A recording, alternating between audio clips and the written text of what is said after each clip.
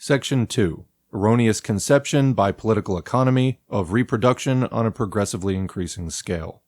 Before we further investigate accumulation, or the reconversion of surplus value into capital, we must brush on one side an ambiguity introduced by the classical economists. Just as little as the commodities that the capitalist buys with a part of the surplus value for their own consumption serve the purpose of production and of creation of value, so little is the labor that they buy for the satisfaction of their natural and social requirements productive labor. Instead of converting surplus value into capital, they, on the contrary, by the purchase of those commodities and that labor, consume or expend it as revenue. In the face of the habitual mode of life of the old feudal nobility, which, as Hegel rightly says, quote, consists in consuming what is in hand, unquote, and more especially displays itself in the luxury of personal retainers, it was extremely important for bourgeois economy to promulgate the doctrine that accumulation of capital is the first duty of every citizen, and to preach without ceasing that a person cannot accumulate if they eat up all their revenue, instead of spending a good part of it in the acquisition of additional productive laborers who bring in more than they cost.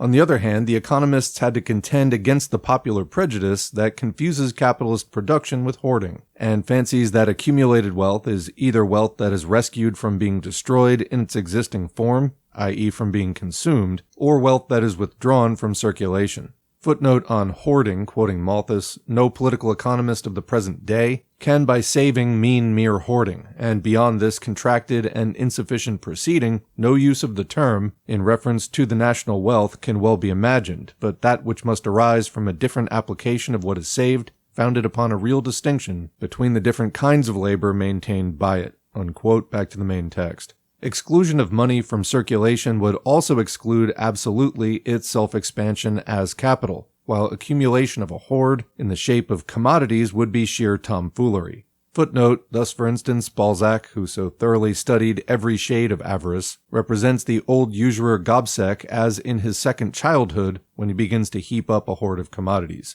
Back to the main text. The accumulation of commodities in great masses is the result either of overproduction or of a stoppage of circulation. Footnote, quoting Courbet, accumulation of stocks, non-exchange, overproduction. Back to the main text.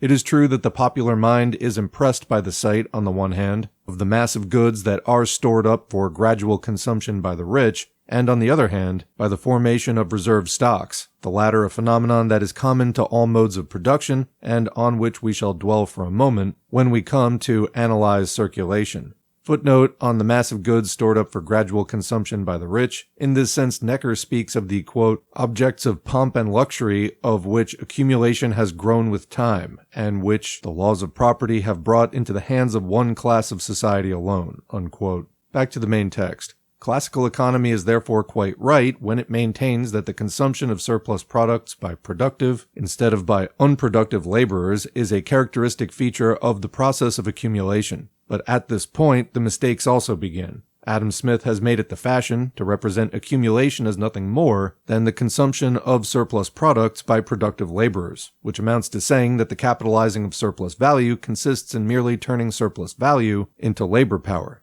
Let us see what Ricardo, for example, says, quote, it must be understood that all the productions of a country are consumed, but it makes the greatest difference imaginable whether they are consumed by those who reproduce or by those who do not reproduce another value. When we say that revenue is saved and added to capital, what we mean is that the portion of revenue, so said to be added to capital, is consumed by productive instead of unproductive laborers. There can be no greater error than in supposing that capital is increased by non-consumption, unquote. There can be no greater error than that which Ricardo and all subsequent economists repeat after Adam Smith, viz. That, quote, the part of revenue of which it is said has been added to capital is consumed by productive laborers, unquote.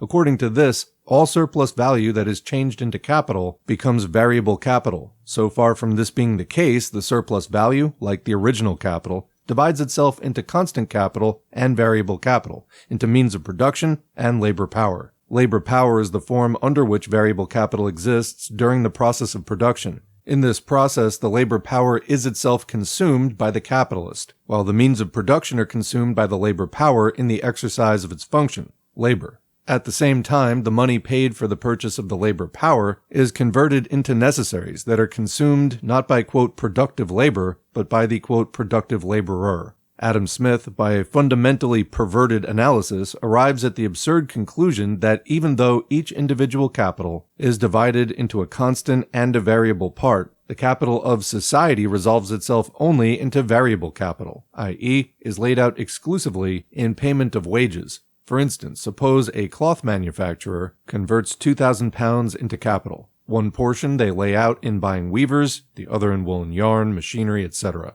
But the people from whom they buy the yarn and the machinery pay for labor with a part of the purchase money, and so on until the whole 2,000 pounds are spent in the payment of wages, i.e., until the entire product represented by the 2,000 pounds has been consumed by productive laborers. It is evident that the whole gist of this argument lies in the words, "and so on," which send us from pillar to post. In truth, Adam Smith breaks his investigation off just where its difficulties begin.